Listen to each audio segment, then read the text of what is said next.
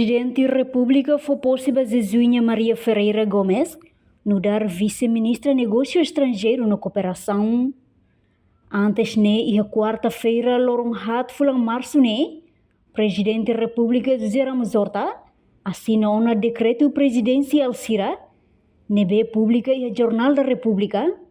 série ida número extraordinário com a nomeação no exoneração e a área relação internacional. Chefe Estado nomeia Zezinha Maria Ferreira Gomes para cargo vice-ministra Negócio Estrangeiro na Cooperação, baseia no decreto Presidente da República número Ruanulo Resinem e a nono Governo Constitucional no hoje quinta-feira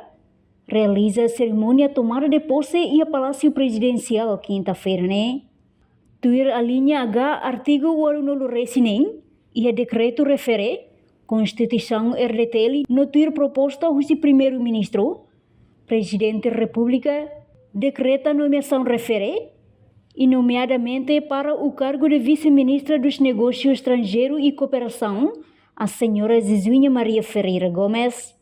Ao mesmo tempo, tuir decreto Presidente da República número Ruanulo Resim Ida / Rua Ruanulo Resinem, Presidente Mos decreta a exoneração senhora Laura Soares Abrantes, cujo cargo representante permanente da República Democrática Timor-Leste, junto à CPLP. E a decreto Constituição RDTL foi competência do Presidente da República e a domínio relação internacional, autonomia no exonera embaixador, representante permanente no enviado extraordinário CIRA, ter proposta governo,